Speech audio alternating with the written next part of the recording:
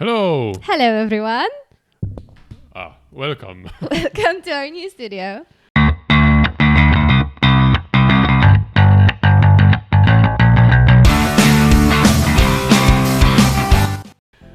Yeah, that's the big mystery. Yes. That's why there was no videos for today's.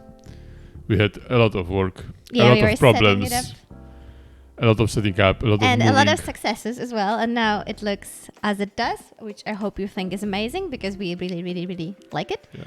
Um, And it's not it's just so you won't think that way. We didn't change the apartments because of the YouTube money. no, we didn't. It's not a new house. We just changed rooms. We just put some things here, some lamps, some microphone stands. Yeah, the backgrounds and some penguins as well. Can't forget the penguins. Yeah, and the books, because Weronika decided that she wants us to look pretentious. Yes. I tried to make it not such a pretentious collection, but they are mostly color coordinated. So Yeah, those are mostly Veronica's books, because they are in English. I am not as comfortable reading in English. I mean, I could do this, but not with every book, and I prefer reading in Polish. So those are not my books, except the Orwell. But it's in Polish, but you don't see that because the title is just a number. yeah, that's why I put it there, So because you can't really tell. You don't know that. I mean, now you do. But added in the books, and more importantly, we have the new mics. As you can, but you can't tell they are new because you couldn't see the mic before, but they are new mics. We have new lights, so hopefully you can tell. I'm pretty sure you can tell about the voice. We got some of the comments which are absolutely true, that there was a lot of echo, making it hard to understand. So we hope that's pretty much solved now. But maybe give me like a week to be very happy about the studio, and just don't tell me if you hate it. But then after a week, if you can wait, we are of course really looking for your suggestions. So you think we could shift something or change something, then let us know, because we're getting pretty serious about it. I think you need to be a bit closer to me. I need to be still closer. I don't know if I want to be closer to you. Yeah, more like that. Yeah, we are still working on stuff. Yeah.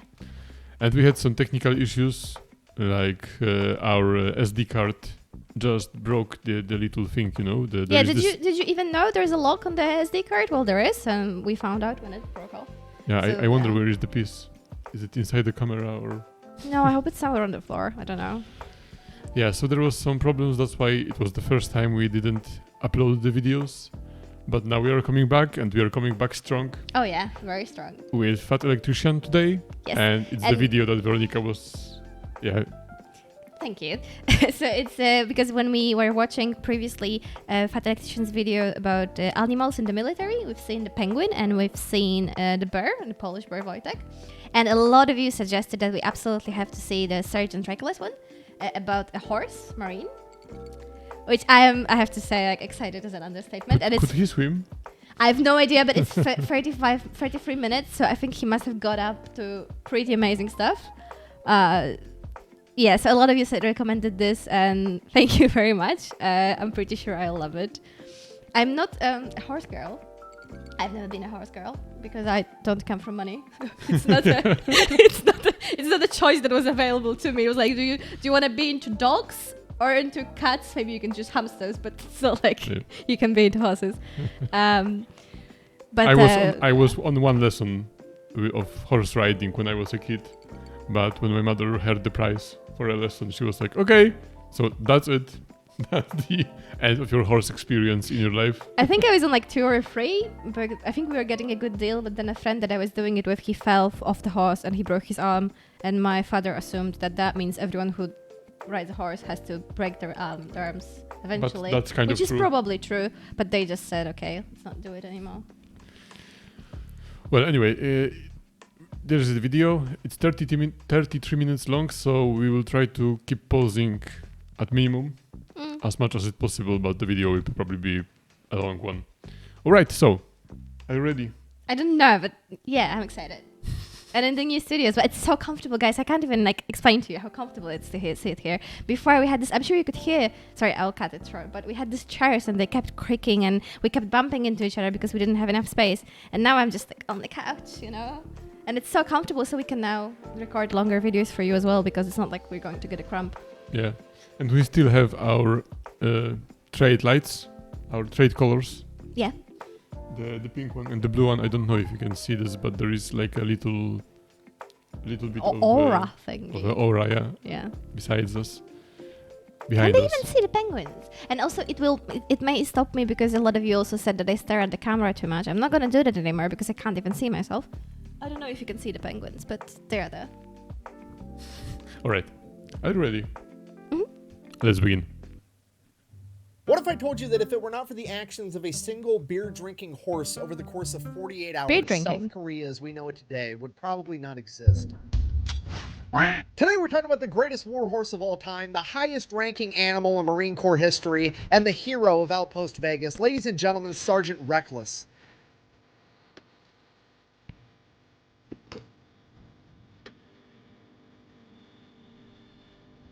Oh, look. He was really a sergeant. I think so. Like So the you penguin. have to salute to the horse. All right, before we get too far in this video, we do have a sponsor for a couple of reasons. One, I got bills, just gonna be honest with you. Two, I gotta pay the editor. And three, in the case of this particular video, back in the day, it used to be a rule that whenever Sergeant Reckless did any type of publicity, whoever did it had to make a $1,000 donation to a Marine Corps charity, and I am gonna honor that since I'm Aw. making this video about her. That being said, this video is brought to you by Raid VPN. Wait, no. Nord Shadow Legend. Wait, do we have to do that too? Because this video will earn us like $7, so Do we need to? I'm not ready for paying 1,000. Well, we're not. I don't know. It's just a reaction, right? But then does that mean we have to pay like 500 or something? Well, Oh. maybe we should set up like a buy me a coffee or something. No, NordVPN, that's the one. Full disclosure, I tried to make a funny skit ad for this video where like me and my wife were both in bed and instead of using a condom, I used NordVPN and then I accidentally put a condom on my phone, but my skit failed miserably. Okay, get out of here, Mushu. Okay, it's fine. It's fine. It's fine. If I used NordVPN, my dog wouldn't have been able to find me because I'd be in Singapore, actually. NordVPN. Your dog can find you, but your internet service provider can't. Okay, so believe it or not, I actually do use NordVPN in real life, but I use it for a different reason than any other talking point you've ever heard in a Nord ad ever, so I'm just gonna go ahead and show you guys that today. All right, so let's say I wanna start working on a new video, so I hop over to Google to find some sources. We pull up Google, and let's see what we come up with. Let's say I wanna do a video on Imo Koivunen, the Finnish guy that took a bunch of Pervidin. Google that, here's what pops up. I've got a Wikipedia page, and then a bunch of websites that just regurgitate the same article over and over and over again. Now, I know that Imo is from Finland, so if I hop over to NordVPN and I actually change my location from America to Finland, hopefully, since it's his native language, it'll give me some better sources. 2 seconds. Is this guy really an American? Yeah, did you notice how quickly he knew where Finland was? Yeah. yeah, I noticed. I was like, oh, that's... But it's because they put the moose over there. I can kind of figure it out. Well, Sorry for all you Americans He's a historian, for this though. joke. Later, I'm now connected to Finland, and as far as anybody on the internet's concerned, I am a Finnish guy in Finland browsing the web. Now, we just go back and I hit refresh, and as you can see, I have a bunch of different sources Oh, that's all clever. about That's Imo pretty neat. Koivunen. So we're just gonna pick one, then I go up here, I hit translate, and now I have a new source of information for my video on Imo that I never would have been able to find were it not for NordVPN. And it has a bunch of other use cases on top of that, so if you wanted to check it out for yourself, you can go to nordvpn.com/the-fat-electrician. Now let's get back to this video. Our story takes place during the Korean War, which is kind of an issue because most people know absolutely nothing about the Korean War, and it's kind of important for context. So, we're going to do a real quick and dirty oversimplification of the entire thing. Super casual, 60 seconds. We're going to learn more about the Korean War than most people do in their entire K-12 education. Go ahead and start the timer. Here we go. July 25th, 1950. Communist North Korea, backed by Communist China and the Soviet Union, decides that they are going to attack South Korea and try to take over the entire peninsula. Over the course of the next 5 to 6 weeks, they would almost accomplish their goal, beating the South Korean military all the way to the base of the peninsula, and it is not looking good. But luckily, NATO shows up at the last minute to save the day. The NATO forces are like 90% American, but there's also some British, some Canadian, some Australian, and like 12 other countries on top of that, and they have a huge amphibious landing in Incheon, and they proceed to turn the tables on the North Koreans entirely, beating them all the way back into North Korea, and then they continue to advance, beating them all the way up the peninsula and almost to the border of China. So now the Chinese government's kind of shitting their pants because NATO's like 30 miles off their border, and they can't have NATO coming up in their territory with their their democracy and their human rights and their food. They've got to do something about this. So China comes out of left field with their big-ass military, joins the fight, takes NATO completely by surprise, beats them all the way back down the peninsula to pretty much the original North and South Korean border, and this is where our story begins. I'm not trying to brag, but that was under 60 seconds, and I got a Lord of the Rings reference in there. I'm having a really good day. Okay, now that we're on the same page, October Yeah, that's 1952, impressive. here's what the front line looks like. Each one of those triangles represents a hill, and on top of those hills is a bunch of NATO troops. Basically, at this point in time, NATO is now just trying to hold this line long enough to force the communists to sign a peace treaty and preserve South Korea, because, as it turns out, this long string of hills is almost the exact same border that South Korea was before, so if they can utilize these hills to hold the high ground, maybe they can get this accomplished. Why do they want to hold the high ground? Well, because the high ground's awesome, isn't it, Anakin?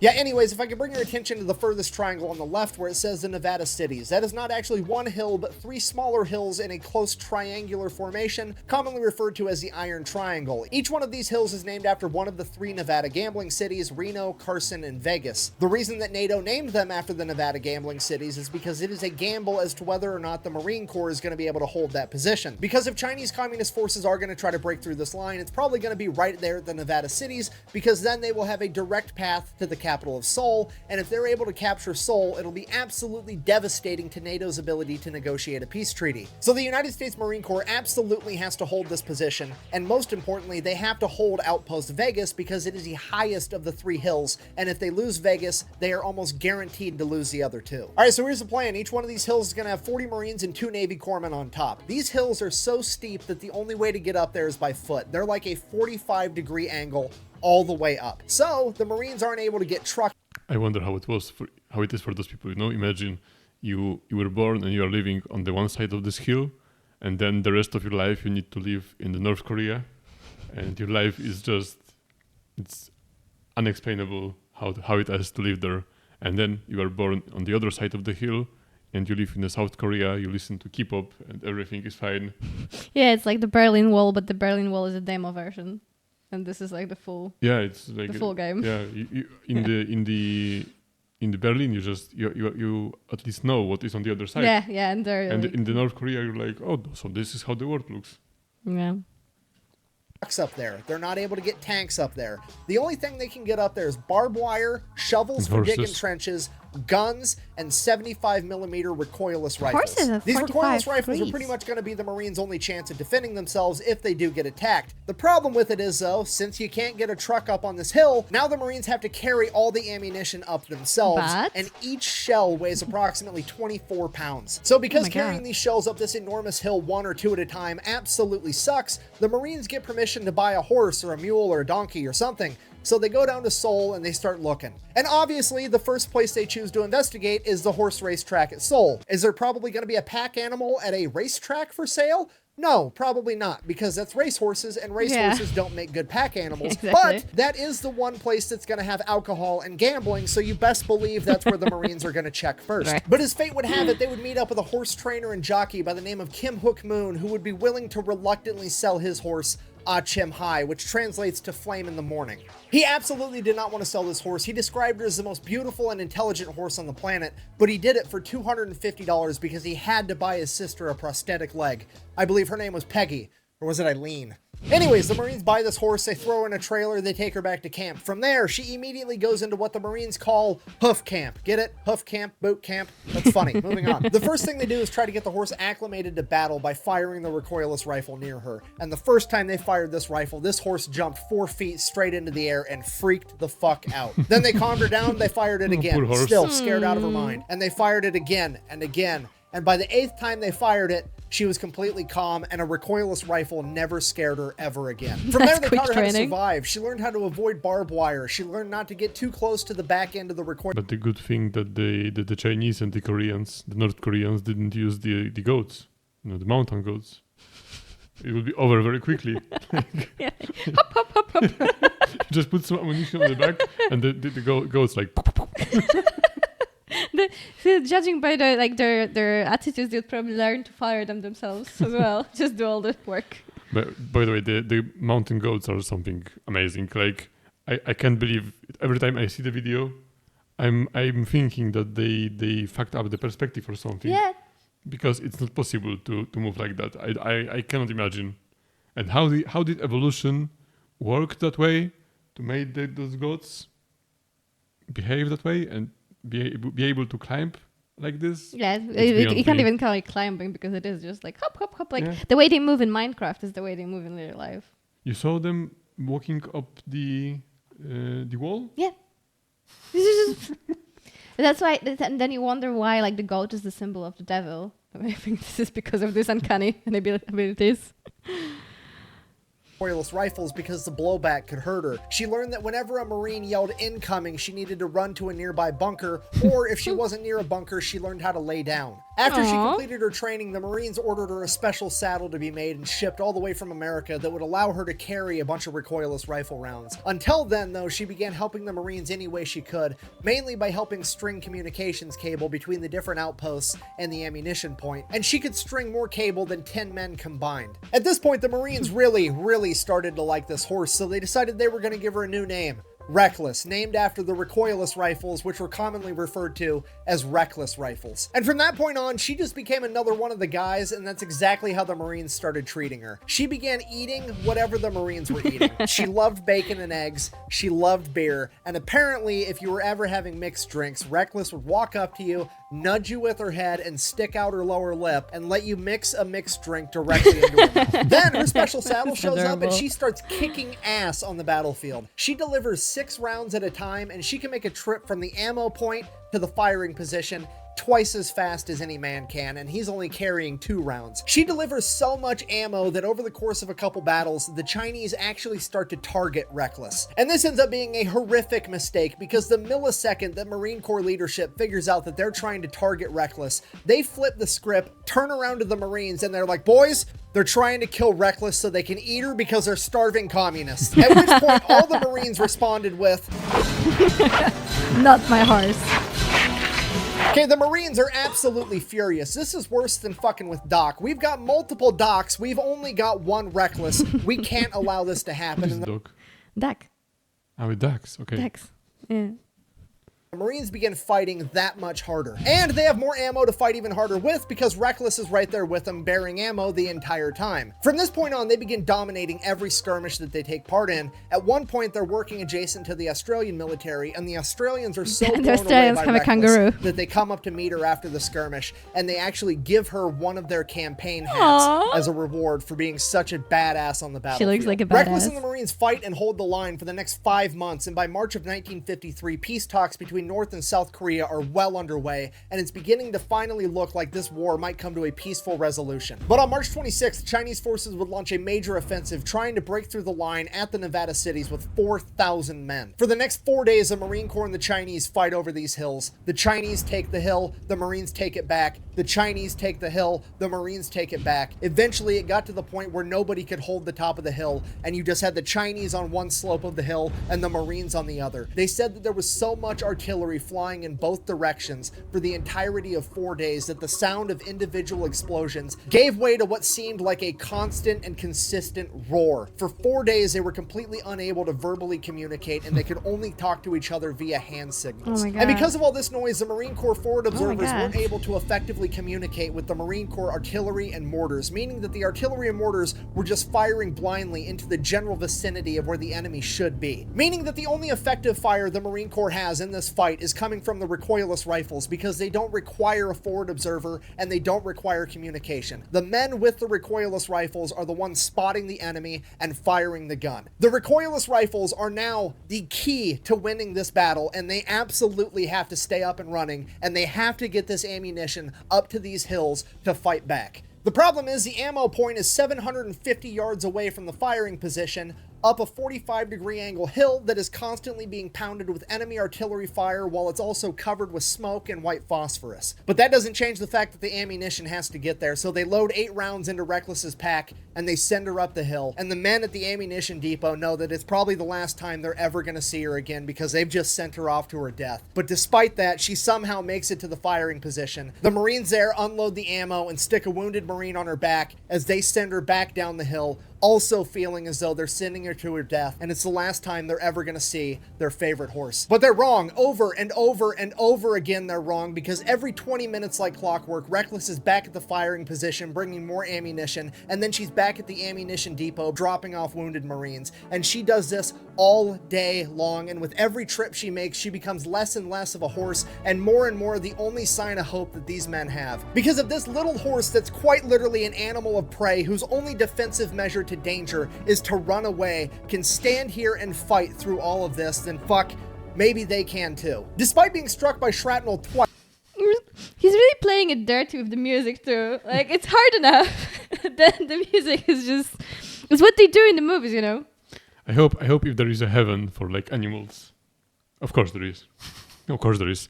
But if there is a heaven for animals, I hope that this Sergeant Reckless and Wojtek are just sitting there. They're having cracking a beer, cracking a cold one.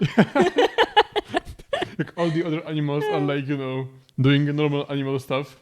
And meanwhile, this horse and this bear just drinking beer, smoking cigarettes, Oh my and god, talking war stories. Like, oh, I Like was veterans, like, oh, this one time I took the 8 cartridges of ammo and bring it up the hill. Me? I carried so many cases of ammunition. Yeah, because the bear did that, right? Oh my god. But there's still 20 minutes of this video, so what else did this horse get up to? Oh yeah. Twice, Reckless kept the Marines so well stocked with ammunition that they managed to melt one of the barrels of the 75mm recoilless rifles. On the first day of battle alone, she made 51 round trips to the firing line, covering over 35 miles, delivering 386 rounds of ammunition, totaling over 9,000 pounds, and that's not including all the Marines that she carried back down the hill. At the end of the first day of battle, they took Reckless, gave her all the food and water that she would eat or drink, and then they laid her down to bed. She got to sleep for 6 hours before the first enemy artillery shell impacted, and at that, she was back up and ready to do it all over again, and she repeated her performance from the day prior. At the end of the second day, nobody held Outpost Vegas at the top of the hill. The Chinese held one slope and the Marines held the other, and it is at this point that the Marine Corps leadership decided that if they can't hold the high ground, there just isn't going to be a high ground anymore. They called in the Marine Air Wing, and on the morning of the third day of battle, the Marine Corps dropped 28 tons of ordnance on top of the hill, completely leveling every defensive structure and anything else that was up there. By the end of the third day, the Marines had taken the top of the hill where Outpost Vegas used to be, but then they saw that the Chinese were falling back into a ravine and they were going to go around the hill entirely. This is absolutely terrible because there aren't enough Marines on Outpost Vegas, Carson, and Reno combined to be able to go down there and stop the Chinese. If they're going to stand any chance in a fight, they have to have the high ground, so they absolutely cannot give it up. The problem is, on the back side of the hill that Outpost Vegas is on, is where the ammunition depot is, as well as a mess tent that's been converted into an aid station with over 200 wounded Marines. I know who and can there's help. nothing that the Marines on top of the outpost can do to stop them. Then the Marines at Outpost Carson get an idea, and they send a runner with a note to the aid station as fast as they can. He gives the note to the commander of the aid station, who then tries to read the note to all 200 wounded Marines, but the artillery fire is so loud that he can't be heard. So he resorts to just handing the note to one Marine, who hands it to the next, and the next, and the next. And after reading the note, every Marine hangs his head for a second and gets on his feet, because the note reads, "Chinese coming around the hill, dropping smoke. Walk out into the smoke, throw grenades at smell of garlic." Apparently the Chinese military at this point smelled like garlic. I have no idea why, but it was a thing. And after all 200 Marines had read the note, they all stood up, grabbed every grenade that they could find, and began walking 500 yards out to where this smoke screen was. It's 11 o'clock at night, it's dark, it's eerie, it's dead silent. The Marines aren't saying a word because they all know that this is probably gonna be the end. They're calling for walking wounded to rejoin the fight, and that's never, ever a good thing. And they're making their way to this smoke screen. They finally get there and they take a few steps into the smoke, and they just stand there and they wait. And they wait, and after 10 minutes there's a faint smell of garlic, and it keeps getting stronger and stronger God, and that's stronger. terrifying. And the Marines know what's going to come next, but they just don't know when to start throwing these grenades. And then off in the distance in the smoke, they hear a single cough, and all the Marines just begin throwing these grenades into the smoke screen. Within a matter of seconds, they've completely exhausted their supply, throwing over 5 All those Chinese people looking at this guy who coughed like, you fucked this up for all of us. Yeah. And this guy was probably like, Also, what's up with the garlic? Is it like an inflammation kind I have no idea. Like anti-inflammation? Like I know that the Nazi propaganda during the World War II, before the World War II, they were saying that the Jews are smelling of garlic, smell of garlic. Wasn't it that the Jews are the vampires, so how could they smell of garlic? No, I don't think it was related to vampires. There was something that they are vampires. Maybe it was that they couldn't decide on the version. No, but the thing about the garlic was a thing. But why did the Chinese smell of garlic? I have no idea. Also, the Chinese garlic is very weak. It's less. Nowadays, maybe it was stronger then. But also, how much garlic did you have to eat? To be able to smell it through the smoke in screen. the smoke, yeah. Yeah, I think it's an exaggeration. It must be. No, but it was a command from the superior officers, the soldiers, like to be aware of the smell of garlic. So it has to be really like a strong smell. It's really strange. Maybe they were not just chewing it. Maybe they were wearing it as well, like somewhere. Why? Well, I don't know. Your sister hangs garlic. Where? Like in the house. Yeah, okay. Kill bugs. In the house, okay. So maybe the same kind of idea. No, I don't know. But didn't the Chinese army, military, they didn't know that guys, we should drop this whole garlic because thing they can smell us through the smoke. Us, yeah. I don't know. 100 grenades in the smoke. And that was it. There was nothing left to do but stand there and wait for the enemy to come and get them. So that's what they did. They stood there and they waited and they waited, and the smell of garlic got a little bit fainter and a little bit fainter. And finally, the Marines are like, fuck it, I'm going to bed. So they walked back to the aid station, went to bed, woke up the next morning, and holy shit, the enemy artillery had completely stopped and the battle was over. They would later find out that the Chinese suffered over 4,000 casualties trying to break through the Marine line. And after the incident at 11 o'clock at night with the smoke screen in the aid station, they simply could not afford to lose any more men and were forced to retreat. So that was it. The Marines did it. Against all odds, somehow the Marines managed to hold the line against a vastly superior force. Larger force, not superior force. Very important detail. Preventing the enemy from retaking Seoul, giving NATO the political leverage they needed to negotiate peace talks, and establishing and preserving the South Korea that we know today. And arguably, it's all because of a single horse that absolutely refused to give up on her fellow Marines. And because of this, Reckless is declared the hero of Outpost Vegas, and she is awarded the rank of corporal in the United States Marine Corps. Shortly after the battle, the Marines get rotated out by a brigade from the Turkish military, and the Marines finally get some much-deserved R&R. After that, the war's really starting to wind down, so the Marines are going to pack up all their shit. They're going to board a Navy LST, which is basically an amphibious landing ship. That ship's going to take them all the way to Incheon, and then from there, they're just going to kind of hang out for a while and wait for the peace treaty to get signed. But since they're boarding a Navy vessel, they have to come up with a manifest of all the supplies, how many guys they got, all the equipment, how much everything weighs, yada, yada, yada. On the manifest, they write down 1 horse, Reckless, corporal type. The manifest makes its way to the captain of the LST. He's supposed to sign off on everything. He sees horse and he's like, what the fuck? The Marines are probably just messing with me. They're not actually bringing a horse on my ship. It's probably just like a pallet of beer and they wanted to let me know to account for the weight. It's fine. He signs off on the manifest, sends it back. It's all good. Fast forward a couple of weeks, the Marines start loading all their stuff up on the boat. Then they go to bring Corporal Reckless up onto the ship and the captain is like, whoa. Absolutely not. You're not bringing a horse on my ship. I've had the cleanest ship in the Navy for 2 years running, and this horse is going to ruin that. To which the Marines are like, bro, you signed the manifest.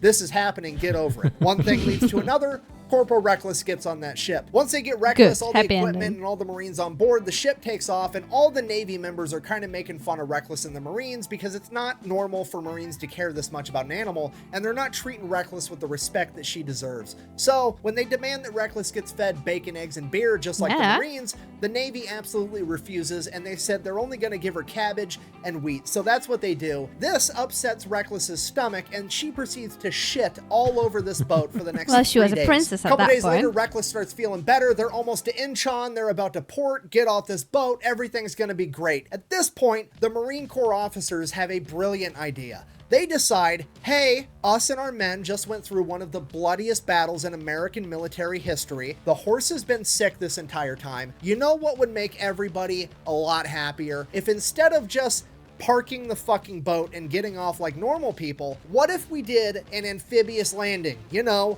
for fun and train? I thought that they were gonna cook the horse.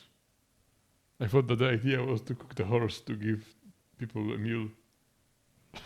I hope I was wrong. I'm happy I was wrong. Who are you? What? Do you have these thoughts in your head?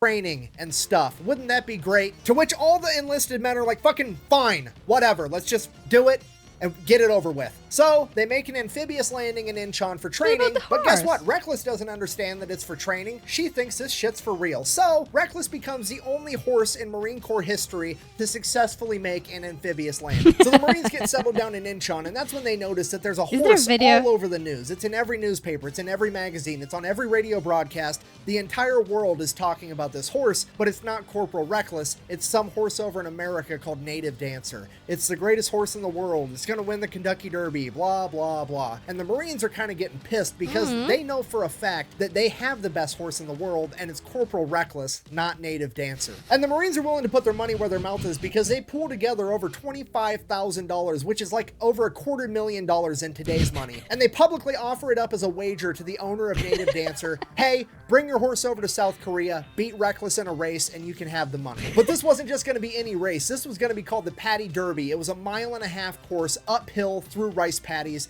and each horse wasn't going to have a rider, and they were going to have to carry 192 pounds of ammunition. Unfortunately for everybody, Native Dancer's owner I have a feeling they were really playing to their own horse's strengths. It has to be rice fields specifically, which are, like muddy and wet, and then the carrying the weight of ammunition. It's like with all those political debates nowadays. Like we can do the debate, but it's in my TV station, not in yours, because and I'm gonna know the questions before. Yours is unjust. We will do it in mine TV station because this is the only true and fair. We're not going to partake in this competition. So now the Marines kind of just hung out until the end of the war. Then the order comes down, hey, pack your shit, it's time to go home. The Marines are like, cool, great, grand, wonderful. How are we going to get Reckless home? At which point the leadership over at the Marine Corps is like, well, here's the thing. We don't think that the taxpayers would appreciate spending their money to transport this horse all the way back to America. So we're just going to abandon her here. To which the entire Marine Corps is like, the fuck you are. Yeah. They go into full samurai mode. They're going to figure out how to get Corporal Reckless back to America through the back channels, whatever it takes. So they end up getting a hold of a public company called Pacific Transport, and they convince the owner to take Reckless all the way back to America. The only problem is Pacific Transport doesn't go to South Korea. The closest he can get is to Japan. Okay, cool. Now we just have to get Reckless from South Korea to Japan. Reckless's platoon then gets a hold of the Marine Corps Air Wing, and they convince those Marines to let them smuggle Reckless onto a cargo plane going from South Korea to Japan. From there, they get Reckless onto the Pacific Transport ship. They take him all the way back to San Francisco, where the Marines are going to re-meet back up with Reckless. Okay, fast forward, the Marines make it to San Francisco. The Pacific Transport ship makes it to San Francisco. The Marines go there to pick up Reckless, at which point they find out that Customs beat them there, and Customs called the Department of Agriculture, and the Department of Agriculture said, we're going to have this horse destroyed because she could have diseases. The Marines explained to this guy from the Department of Agriculture, look, this is a war hero. You're not killing this horse. She's coming with us. At which point, the Department of Agriculture guy is like, oh no, she's staying here and we're going to have her destroyed. Now, the Marines are kind of looking around at each other. They're looking at this pencil pusher from the Department of Agriculture. And the Marines, without saying a word, have just communicated with their eyes. We're actually going to have to kill this guy and hide the body. Department of Agriculture guy is finally starting to piece together how quickly and how far this might escalate, and he finally comes to his senses, and he's like, okay, look, maybe, just maybe, I'll take a blood sample, I'll take it to the lab, and if she doesn't have any diseases, we'll release her. To which the Marines are like, that's a solid call. So the guy takes the blood sample, says it'll take me about a week to get the results. Go ahead and just leave the horse here. You guys can head out. At which the Marines said, nah, we're going to stay with the horse. And the agriculture guy is like, that's not necessary. And the Marines are like, oh, yeah, it is. Because at this point, the Marines have come to the conclusion that the communists were trying to kill Reckless for food, and American bureaucracy is trying to kill Reckless just for fun, and they cannot let her out of their sight ever again. Very well. So, agriculture guy gets a blood sample, he leaves, the Marines hang out with the horse for a little while, and then they're like, oh, hey, there was a Marine Corps ball tonight. Reckless is a Marine. Let's go. Then they smuggled Reckless out of the ship, Then they smuggled her out of the port. Then somehow they got her all the way across San Francisco, into the building, up the freight elevator, and they made it to the Marine Corps ball. Reckless walks in, and she has just given every Marine in that room the excuse they were looking for to get absolutely hammered. Everybody's drinking beer, eating cake, including Corporal Reckless,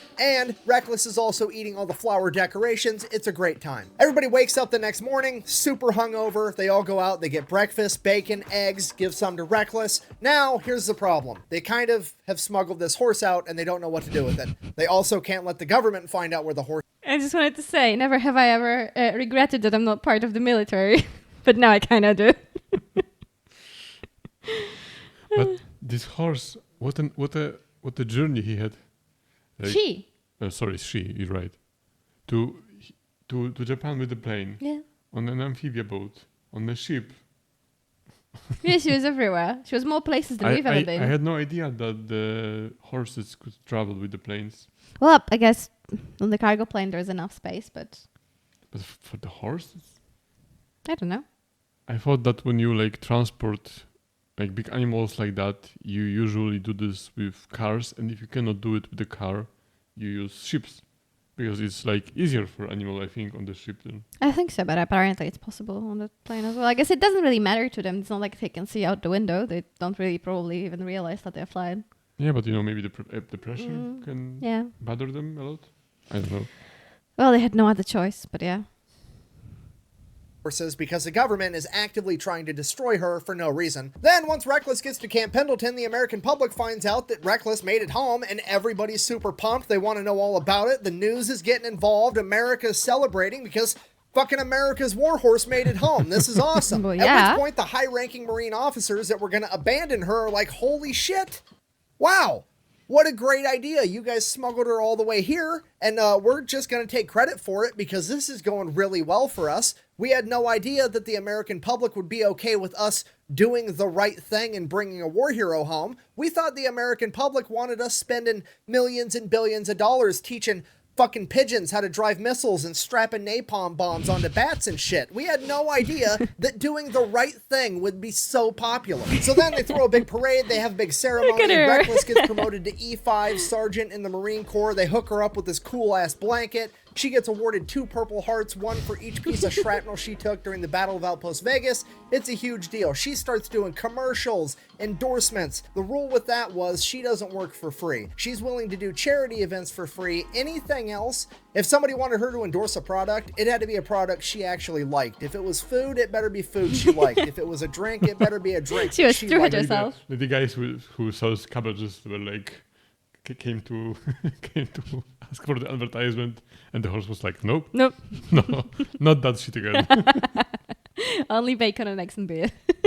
But imagine you like turning on the TV and then there's a horse. But I wonder how much of how many eggs and how much bacon was this horse able to eat?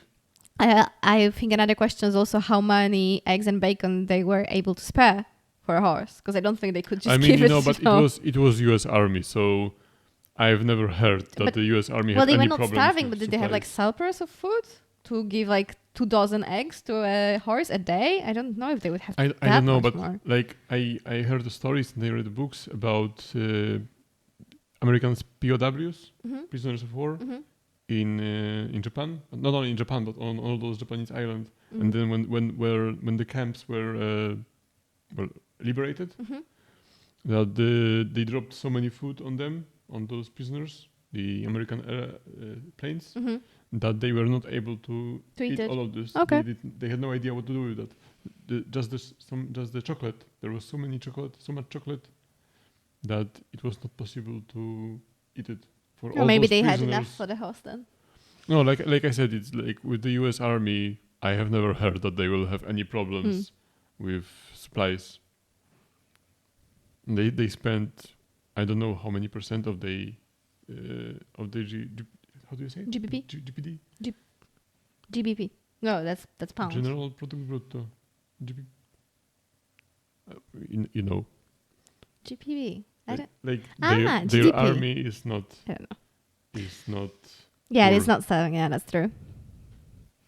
ranking. Otherwise, she wasn't going to do it. And those companies had to pay $1,000 for the privilege of working with Sergeant Reckless, and that money went to a charity for the Marine Corps. Nice. And here's the thing with Reckless being a sergeant. Most animals are like, oh, they're such and such rank, they're this rank, but they're not actually that rank. It's just like a symbolic thing. With Reckless, it was not a symbolic thing. The Marines treated her like she was truly and legitimately a sergeant in the Marine Corps. She deserved it. Nobody that was a lower rank than her was allowed to give her orders or tell her what to do, okay? If the privates were standing around eating food and stuff, and Reckless wandered up and nudged one, that was an order to share some food, and that private needed to obey it. She was given her own private stable right outside the post commander's house, and there was a standing order that she was never to carry anything heavier than her blanket ever again. Aww. Sergeant Reckless even had an assistant. Every time they got a batch of new recruits, they would find out who the farm kid was, and he would be tasked with taking care of Sergeant Reckless. Now, part of taking care of Sergeant Reckless was taking her out for her daily exercise. Now, how do you exercise a horse if you can't ride a horse because there's a standing order that she can't carry anything heavier than her blanket?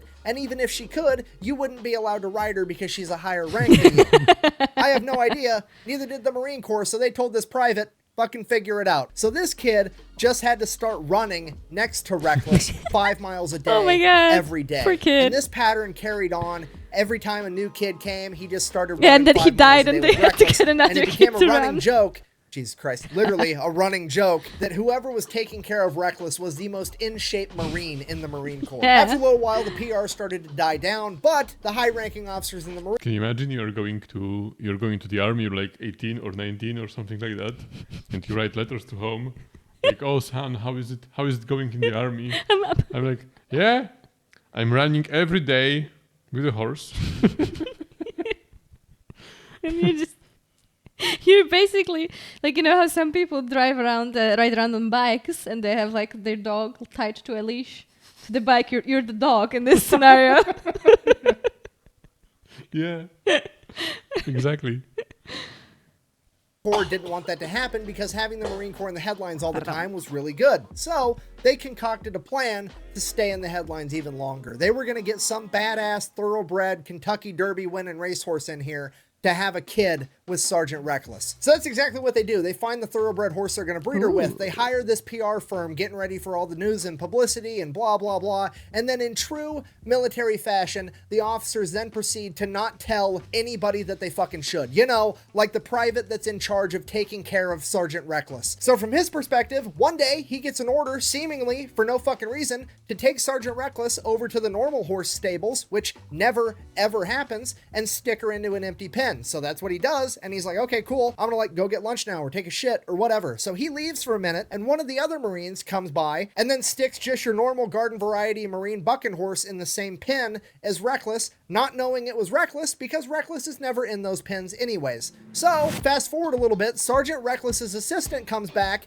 and Reckless and this bucking horse are midway through a horizontal jogging session and he's not about to get in there and stop it. Okay, now Sergeant Reckless's assistant is having a full-on panic attack because Sergeant Reckless, the pride of the Marine Corps, is currently getting taken to Pound Town on his watch, and he is definitely gonna be in trouble for it. So as soon as they finish, he runs in, gets Reckless, takes her in the barn, he's brushing out her mane, he's getting the scratches off of her sides, he's trying to hide all the evidence. And then while they're in the barn taking care of that, that other bucking horse gets taken out of the pen, and this big old fancy truck pulls up with this big old fancy trailer, and this big ass Kentucky Derby winning thoroughbred racehorse gets unloaded and put in the pen that Reckless was just in. He gets done cleaning Reckless up in the barn, takes her out, and everybody's like, bro, what are you doing? Reckless is supposed to be in there with this other horse. Get him in there. So then all those guys leave to get lunch or do whatever, and Sergeant Reckless's assistant is like, okay, there's no way I'm leaving. I'm not going to have this happen again. I'm going to stay here the entire time and make sure there's no hanky-panky. There'll be no riding the baloney pony around here ever again. I got to make sure this does not happen. So he sits there and cock blocks this thoroughbred the entire time. So as far as he's concerned, mission accomplished. Nobody ever needs to know that Reckless got deflowered on his watch. It's going to be fine. Then fast forward 28 days later, he shows up at Reckless's stable first thing in the morning to take care of her. And there's a bunch of high ranking military officers and a bunch of news crews right outside the stable. He rolls up like, what's going on? And the general is like, Reckless is pregnant. And he's like, oh, okay. That's a good thing. And they're like, yeah, no, that's great. That's a terrific thing. At this point, the news crews have kind of put together that this is a kid in charge of taking care of Sergeant Reckless. So one of them yells out, hey, what's the name of that thoroughbred racehorse that she's having the baby with again? At which point he just responds like, what are you talking about?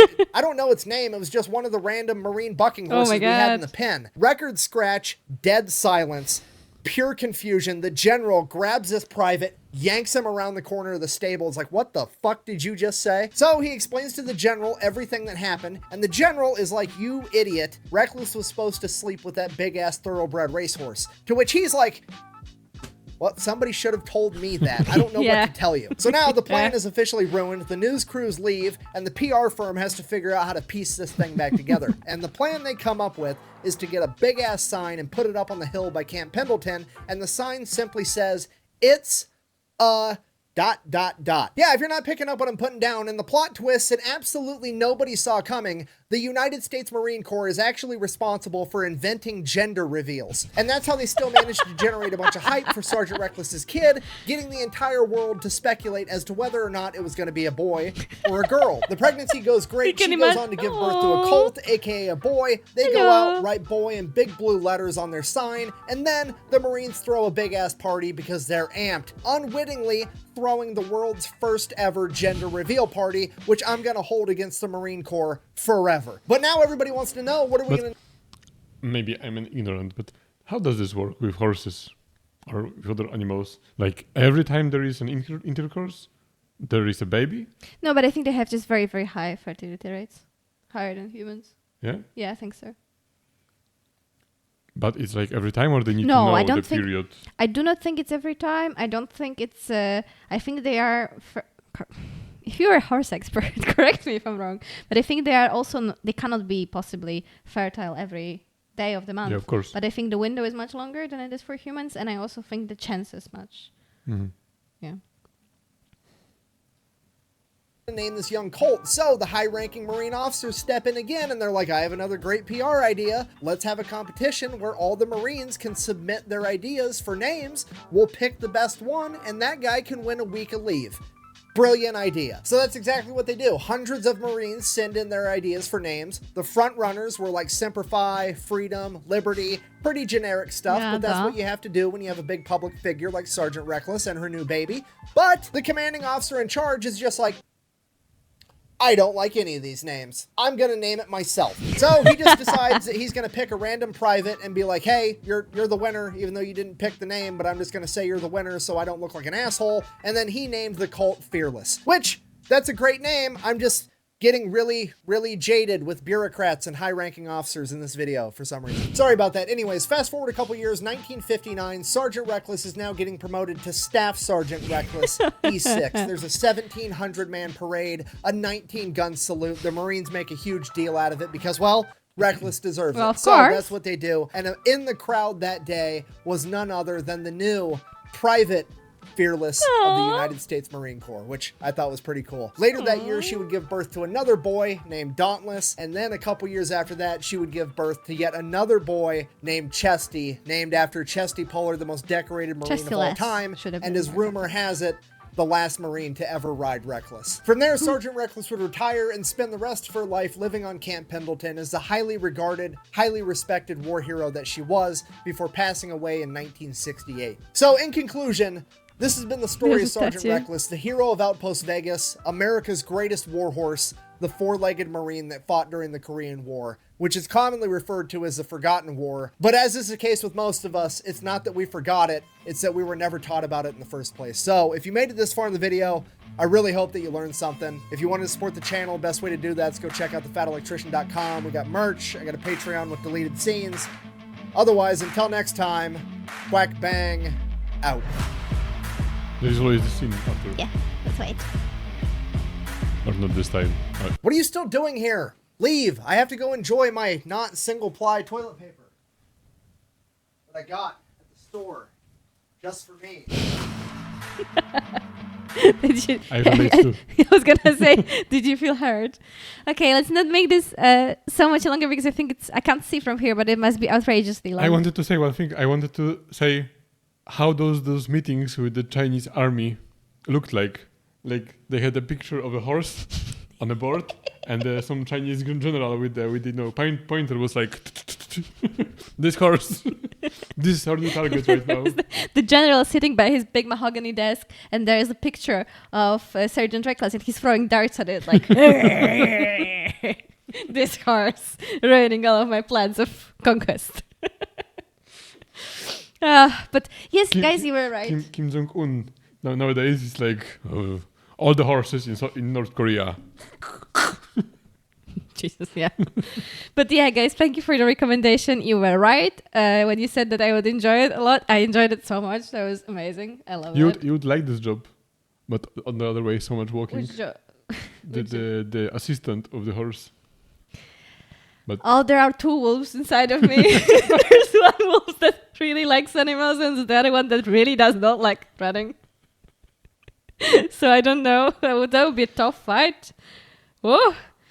That would be a tough fight.